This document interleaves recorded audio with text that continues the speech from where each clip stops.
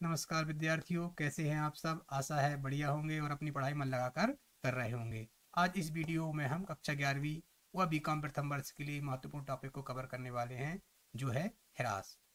इस वीडियो में हम ह्रास का आशय व ह्रास उत्पत्ति के कारणों पर चर्चा करेंगे। ह्रास का लेखांकन किस प्रकार किया जाता है और ह्रास की राशि के निर्धारण और उसकी गणना किस प्रकार की जाती है, इसकी प्रमुख विधियों पर चर्चा करेंगे, जो परीक्षा की दृष्टि से महत्वपूर्ण है। तो विद्यार्थियों, शुरू करते हैं आज की क्लास, जिसमें हम सबसे पहले ह्रास का आशय समझेंगे। विद्यार्थियों, हम जानते हैं कि व्यवसाय में अनेक स्थायी संपत्तियों का प्रयोग किया जाता है, जैसे भूमि, भवन, प्लांट, मशीनरी, वाहन इत्यादि। इन स्थायी संपत्तियों के निरंतर प्रयोग से समय व्यतीत होने के कारण व अप्रचलन के कारण इनके मूल्य में निरंतर तथा स्थायी कमी आती है। यही स्थायी कमी मूल्यह्रास कहलाती है। व्यवसाय में इन संपत्तियों पर किए जाने वाला व्यय पूंजीगत प्रकृति का होता है, जिसका लाभ व्यवसाय को आने वाले अनेक वर्षों तक प्राप्त होता रहता है। जब इन स्थायी संपत्तियों के मूल्य में कमी आती है तो यह हानि आयगत प्रकृति की होती है। चूंकि यह हानि एकदम से नहीं होती है, धीरे धीरे होती है, अतः इसका विभाजन संपत्ति के पूरे जीवन काल में होना चाहिए। कहने का तात्पर्य यह है कि प्रत्येक वर्ष के लाभ हानि खाते में इसका प्रभाव पड़ना चाहिए, ताकि व्यवसाय के शुद्ध लाभ या हानि का निर्धारण हो सके। उक्त विवेचन से व्यवसाय की निम्न विशेषताएं उभर कर सामने आती हैं। ह्रास केवल स्थायी संपत्तियों पर लगाया जाता है। ह्रास मूर्त संपत्ति जैसे भूमि, भवन, प्लांट, मशीनरी, फर्नीचर आदि पर लगाया जाता है। वहीं ह्रास अमूर्त संपत्तियों जैसे पेटेंट, ट्रेडमार्क, कॉपीराइट, तकनीकी ज्ञान प्राप्त करने पर किया गया व्यय, लाइसेंस के पूंजीगत व्यय पर भी लगाया जाता है। ह्रास की गणना पुस्तकीय मूल्य और लागत मूल्य पर की जा सकती है। ह्रास स्थायी संपत्ति के मूल्य में होने वाली स्थायी कमी है। इससे उस संपत्ति का मूल्य स्थायी रूप से कम हो जाता है। मूल्यह्रास निरंतर चलने वाली प्रक्रिया है। यह तब तक चलती रहती है जब तक कि संपत्ति पूर्णतः बेकार नहीं हो जाती है। विद्यार्थियों, मूल्यह्रास के कारण स्थायी संपत्ति के मूल्य में धीरे धीरे कमी आती है, एकदम से नहीं। विद्यार्थियों, व्यवसाय में प्रयुक्त होने वाली स्थायी संपत्तियों के निरंतर प्रयोग से उनकी उपयोगिता और लाभार्जन क्षमता कम होती जाती है, क्योंकि इनके निरंतर प्रयोग से इनमें घिसावट आती है और जिसके कारण इनकी कार्य क्षमता और लाभार्जन क्षमता कम हो जाती है। विद्यार्थियों, व्यवसाय के पास कुछ ऐसी संपत्तियां होती हैं जिन पर ह्रास समय व्यतीत होने के साथ लगता रहता है, जैसे पेटेंट, लाइसेंस आदि, या पट्टे पर ली गई संपत्तियां। विद्यार्थियों, यदि इन संपत्तियों का प्रयोग ना भी किया जाए तब भी एक समय के बाद इनका मूल्य शून्य हो जाएगा। विद्यार्थियों, आज नए नए आविष्कार रोज हो रहे हैं, जिसके कारण व्यवसाय की अनेक संपत्तियों का अप्रचलन होता जा रहा है और इस अप्रचलन के कारण संपत्तियों के मूल्य में कमी आती जाती है और इन संपत्तियों का कोई उपयोग नहीं रह गया है। व्यवसाय के पास कुछ ऐसी संपत्तियां हो सकती हैं जिनका भंडार सीमित होता है और इनमें से पदार्थ निकालने के बाद एक समय सीमा के बाद ये खाली हो जाते हैं, रिक्त हो जाते हैं और इनका कोई मूल्य नहीं रह जाता है, जैसे तेल के कुएं, सोने की खानें इत्यादि। विद्यार्थियों, हम सभी जानते हैं कि स्थायी संपत्तियों का क्रय व्यवसाय संचालन के लिए किया जाता है, बाजार में बेचने के लिए नहीं। फिर भी कभी कभी इन संपत्तियों के मूल्य में एकदम से भारी गिरावट आ जाती है, जिसके कारण इनका मूल्य कम हो जाता है। विद्यार्थियों, आर्थिक वातावरण में तेजी से परिवर्तन हो रहे हैं, जिसके कारण संपत्तियों की कमी हो सकती है। विद्यार्थियों, अब हम जानते हैं कि ह्रास का प्रावधान आखिर क्यों किया जाता है। तो विद्यार्थियों, अब हम जानते हैं कि आखिर व्यवसाय में ह्रास के प्रावधान का क्या महत्व है, ह्रास क्यों लगाया जाता है। तो सबसे पहला बिंदु है सही उत्पादन लागत ज्ञात करने के लिए। हम सभी जानते हैं कि ह्रास एक आयगत प्रकृति का व्यय है, जिसका लेखा पुस्तकों में किया जाना चाहिए। जब तक सभी व्यय और हानियों का लेखा पुस्तकों में ना हो जाए तब तक सही लाभ हानि ज्ञात नहीं की जा सकती है। अतः ह्रास का लेखा पुस्तकों में करके शुद्ध लाभ हानि ज्ञात करने के लिए हमें ह्रास का प्रावधान करना होगा।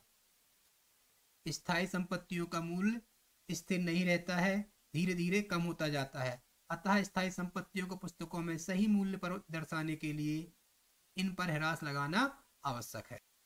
विद्यार्थियों, यदि हम ह्रास नहीं लगाएंगे तो संपत्तियां एक दिन समाप्त हो जाएंगी, अर्थात इनमें से बांट दिया जाएगा। अतः लाभांश को पूंजी में वितरण रोकने के लिए हमें ह्रास का प्रावधान करना चाहिए। विद्यार्थियों, सरकार द्वारा व्यवसाय पर अनेक प्रकार के कर लगाए जाते हैं, जिसमें से एक आयकर है। जितना अधिक लाभ होगा उतना अधिक आयकर लगेगा। अतः ह्रास का लेखा होने से लाभ कम हो जाता है, अतः आयकर से बचने के लिए हमें ह्रास का लेखा पुस्तकों में करना चाहिए।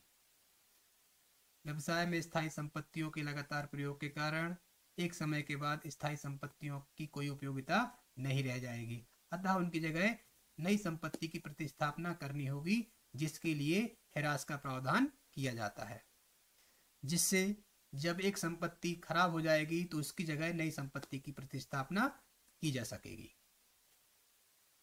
विद्यार्थियों, प्रश्न उत्पन्न होता है कि किस संपत्ति पर कितना ह्रास लगाया जाए। हम जानते हैं कि ह्रास की राशि निर्धारित करने वाले तत्व कौन कौन से हैं। पहला है संपत्ति की कुल लागत। संपत्ति की लागत जितनी अधिक होगी ह्रास भी उतना अधिक लगेगा। दूसरा है संपत्ति का अनुमानित उपयोगी जीवन काल। यदि संपत्ति लंबे समय तक उपयोग की जा सकेगी तो उस पर कम ह्रास लगेगा, और संपत्ति का अनुमानित जीवन काल कम है तो उस पर अधिक ह्रास लगाया जाएगा। विद्यार्थियों, संपत्ति के निरंतर प्रयोग के कारण एक समय के बाद संपत्ति बेकार हो जाएगी और उसका अवशेष शेष रह जाएगा। यह अवशेष ना के बराबर ही होता है, परंतु कभी कभी इससे कुछ अच्छी खासी रकम प्राप्त हो जाती है। अतः यदि संपत्ति का अनुमानित अवशेष अधिक होगा तो उस संपत्ति पर ह्रास कम लगेगा, और यदि अवशेष मूल्य ना के बराबर है तो ह्रास अधिक लगेगा। विद्यार्थियों, अब हम मूल ह्रास का लेखांकन सीखेंगे। मूल ह्रास के संबंध में निम्नलिखित जनरल प्रविष्टियां की जाती हैं। नंबर 1, स्थायी संपत्ति का क्रय करने पर fixed assets account debit to cash account. Number 2, वर्ष के अंत में ह्रास लगाने पर depreciation account debit to fixed asset account. यदि स्थायी संपत्ति का विक्रय किया जाता है तो उसके संबंध में निम्नलिखित प्रविष्टि की जाती है। स्थायी संपत्ति के विक्रय पर बैंक अकाउंट डेबिट। यदि संपत्ति के विक्रय से हानि हो रही है तो profit and loss account debit to fixed assets account, और यदि संपत्ति के विक्रय से लाभ हो रहा है तो to profit and loss account. और अंत में ह्रास खाते के शेष को लाभ हानि खाते में हस्तांतरित करने के लिए निम्नलिखित प्रविष्टि की जाती है। Profit and loss account debit to depreciation account. विद्यार्थियों, संपत्ति पर ह्रास लगाने की अनेक विधियां प्रचलित हैं। ह्रास लगाने की विभिन्न पद्धतियां इस प्रकार से हैं। स्थायी किस्त पद्धति, क्रमागत ह्रास पद्धति, वार्षिक वृत्ति पद्धति, ह्रास कोष पद्धति, बीमा पॉलिसी पद्धति, वार्षिक मूल्यांकन पद्धति, ह्रास मरम्मत तथा नवीनीकरण पद्धति, कार्य क्षमता घंटा पद्धति, इकाई उत्पादन पद्धति, प्रयोग वाली पद्धति। विद्यार्थियों, इन पद्धतियों में से हम प्रमुख पद्धतियों का यहाँ पर अध्ययन करेंगे। सबसे पहली पद्धति है स्थायी किस्त पद्धति। जैसा कि नाम से स्पष्ट है, इसमें स्थायी संपत्ति पर एक स्थायी किस्त के आधार पर ह्रास लगाया जाता है, अर्थात ह्रास की राशि प्रत्येक वर्ष समान रहती है। इसे समान किस्त पद्धति या सरल रेखा पद्धति भी कहते हैं। इस पद्धति का प्रयोग ऐसी संपत्तियों के लिए उपयुक्त माना जाता है जिन पर मरम्मत व नवीनीकरण व्यय ना के बराबर होते हैं तथा इन संपत्तियों का मूल्य बहुत कम होता है, जैसे फर्नीचर या अल्पकालीन पट्टे आदि। इस पद्धति के अनुसार ह्रास की गणना के लिए दो विधियां प्रचलित हैं। पहला, संपत्ति के अनुमानित जीवन काल के आधार पर। स्थायी किस्त पद्धति से ह्रास इस प्रकार निकाला जाता है। वार्षिक ह्रास बराबर संपत्ति की लागत में से संपत्ति का अनुमानित अवशेष मूल्य घटा दिया जाता है, और इसमें संपत्ति के अनुमानित जीवन काल का भाग दे दिया जाता है। प्रश्न में संपत्ति की लागत, संपत्ति का अनुमानित अवशेष मूल्य और संपत्ति का अनुमानित जीवन काल दिया होता है। दूसरी विधि है प्रश्न में दी गई प्रतिशत दर के आधार पर। प्रश्न में दी गई प्रतिशत दर के आधार पर निम्न सूत्र के द्वारा हम स्थायी प्रभाग पद्धति से ह्रास की गणना कर सकते हैं। संपत्ति की लागत में ह्रास की दर का गुणा कर दिया जाएगा और 100 का भाग कर दिया जाएगा। इस प्रकार से हमें वार्षिक ह्रास प्राप्त हो जाएगा। यदि प्रश्न में ह्रास की दर नहीं दी गई है तो ह्रास की दर की गणना की जा सकती है। ह्रास की दर की गणना करने के लिए हम निम्न सूत्र का प्रयोग करेंगे। रेट ऑफ डेप्रिसिएशन बराबर एनुअल डेप्रिसिएशन गुणा 100 भागित cost of assets. Annual depreciation की गणना हम पूर्व में दिए गए सूत्र से ज्ञात कर सकते हैं। विद्यार्थियों, एक उदाहरण के द्वारा हम स्थायी किस्त पद्धति को समझेंगे। उदाहरण इस प्रकार से है। एक मशीन 1 अप्रैल 2015 को 1,05,000 रुपये में क्रय की गई। इसकी स्थापना पर 5,000 रुपये का व्यय हुआ। इसका अनुमानित जीवन काल 4 वर्ष का था। इसका अवशेष मूल्य 10,000 रुपये अनुमानित किया गया है। स्थायी किस्त पद्धति के अनुसार ह्रास की गणना करते हुए 4 वर्षों का मशीन खाता बनाइए। खाते 31 मार्च को बंद किए जाते हैं। तो विद्यार्थियों, इस प्रश्न में हमको मशीन खाता बनाना है। मशीन एक स्थायी संपत्ति होती है। तो विद्यार्थियों, हम शुरू करते हैं मशीन खाता बनाना। सबसे पहले हम ह्रास की गणना कर लेंगे। जैसे कि हमने स्थायी किस्त पद्धति में ह्रास की गणना की 2 विधियां देखी हैं, जिसमें यदि प्रश्न में संपत्ति की कुल लागत दी हो, संपत्ति का अनुमानित जीवन काल दिया हो और संपत्ति का अवशेष मूल्य दिया हो, तब हम निम्न सूत्र के द्वारा ह्रास की गणना कर लेंगे। सूत्र में मान रख देते हैं और हल कर लेते हैं। तो डेप्रिसिएशन निकल के आता है 25,000। अब विद्यार्थियों, हम मशीन खाता बनाते हैं। मशीन खाते का प्रारूप इस प्रकार से होगा। खाते के 2 पक्ष होते हैं, debit credit. Date particular rupees, date particular rupees. इस प्रकार से कॉलम बना लिए जाएंगे। मशीन खाते में सबसे पहले हम मशीन के क्रय का लेखा करेंगे, जो कि डेबिट में किया जाएगा। तो डेबिट में लिख देंगे टू बैंक अकाउंट, और मशीन क्रय की गई थी 1,05,000 की और इसकी स्थापना पर 5,000 रुपये का व्यय हुआ था। तो दोनों को जोड़ के हम लिख देते हैं 1,10,000 रुपये। वर्ष के अंत में इस संपत्ति पर ह्रास लगाया जाएगा। ह्रास की गणना हम पहले ही कर चुके हैं। ह्रास निकल कर आया था 25,000, तो जिसका लेखा मशीनरी खाते के क्रेडिट में किया जाएगा। वर्ष के अंत में बाय डेप्रिसिएशन अकाउंट 25,000, दोनों पक्षों का योग कर लिया जाएगा और अंतर की राशि क्रेडिट पक्ष में 85,000 लिख दी जाएगी बाय बैलेंस सीडी के नाम से। विद्यार्थियों, इस प्रकार से हमने 2015-16 का मशीनरी खाता बना लिया है। इसका अंतिम शेष 85,000 आया है। यह अगले वर्ष हस्तांतरित कर दिया जाएगा 1/4/2016 को। डेबिट पक्ष में टू बैलेंस बीडी 85,000।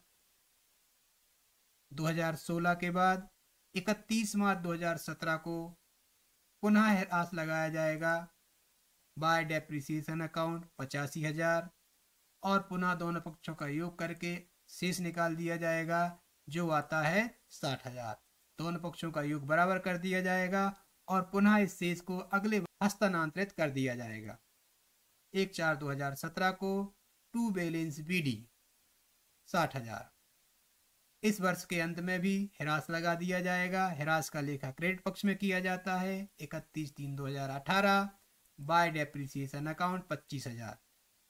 पुनः दोनों पक्षों का योग करके अंतर की राशि निकाल दी जाएगी, जो कि आती है 35,000 और इसको भी चौथे वर्ष हस्तांतरित कर दिया जाएगा टू बैलेंस बीडी 35,000 और चौथे वर्ष फिर से ह्रास लगाया जाएगा क्रेडिट पक्ष में बाय डेप्रिसिएशन अकाउंट 25,000 और अंतर की राशि निकल कर आती है 10,000। दोनों पक्षों का योग बराबर कर दिया गया है 35,000।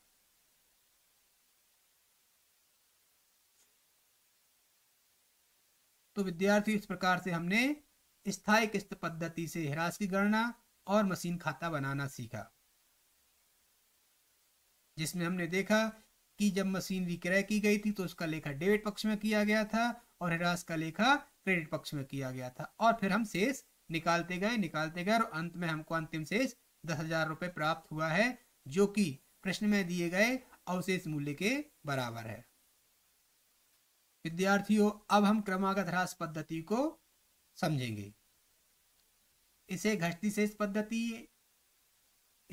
शेष पद्धति या अपलिखित मूल्य पद्धति भी कहते हैं, क्योंकि इसमें ह्रास घटते हुए शेष पर लगाया जाता है। इसे हम एक उदाहरण के द्वारा समझ सकते हैं। एक मशीन की लागत 10,000 रुपए है, उस पर 10% ह्रास घटती शेष पद्धति से लगाना है। तब संपत्ति 10,000 की है, जिस पर 10% ह्रास लगाया जाएगा, जो आता है 1,000। इस 1,000 को 10,000 में से घटाने के बाद शेष आता है 9,000।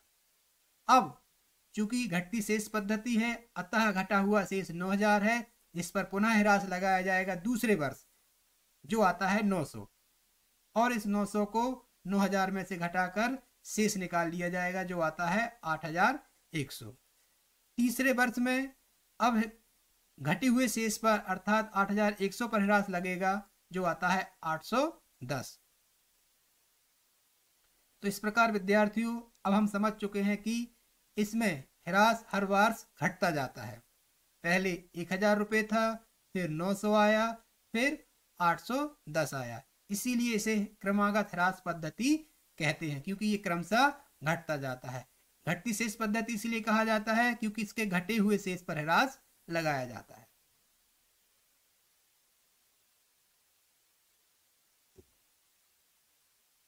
अब एक उदाहरण के द्वारा हम घटती शेष पद्धति से मशीन खाता बनाना सीखेंगे। उदाहरण इस प्रकार से है। एक मशीन 1 जनवरी 2016 को 84,000 रुपये में क्रय की। इसकी स्थापना पर 16,000 रुपये का व्यय हुआ। व्यापारी घटती शेष पद्धति के अनुसार 20% ह्रास काटता है। व्यापारी की पुस्तकों में 4 वर्षों का मशीन खाता बनाइए। खाते प्रतिवर्ष 31 दिसंबर को बंद किए जाते हैं। तो विद्यार्थी सवाल को हल करते हैं और मशीन खाता बनाते हैं। मशीन खाते का प्रारूप इस प्रकार से होगा। सबसे पहले मशीन के क्रय की एंट्री डेबिट पक्ष में की जाएगी। टू बैंक अकाउंट 84,000 रुपये की मशीन क्रय की है। इसकी स्थापना पर 16,000 रुपये का व्यय हुआ है। दोनों को जोड़कर डेबिट पक्ष में 1 लाख रुपए लिख दिया गया है। वर्ष के अंत में इस पर 20% ह्रास काटा जाएगा, जिसकी एंट्री क्रेडिट पक्ष में की जाएगी बाय डेप्रिसिएशन अकाउंट।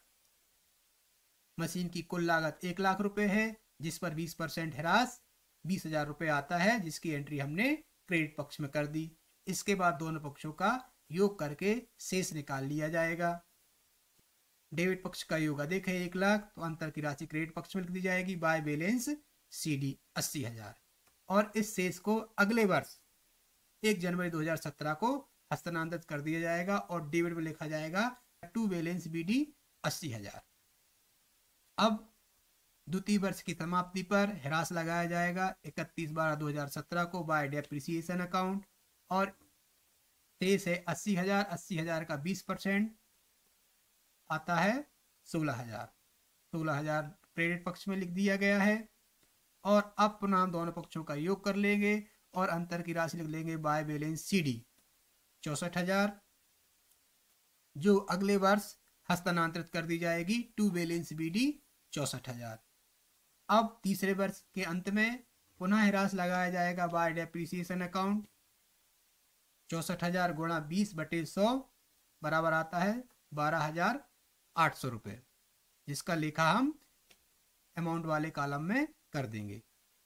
अब दोनों पक्षों का योग लगाने के बाद शेष निकलता है 51,200। दोनों पक्षों का योग बनता है 64,000।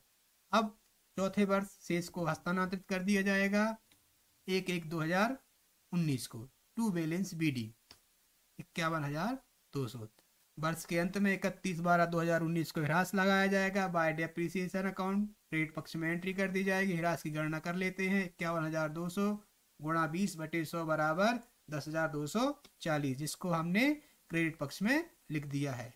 अब हम पुनः दोनों पक्षों का योग कर लेंगे। योग बराबर आएगा और शेष निकाल लिया जाएगा और शेष आता है बाय बैलेंस सीडी 40,960, जिसे अगले वर्ष हस्तांतरित कर दिया जाएगा।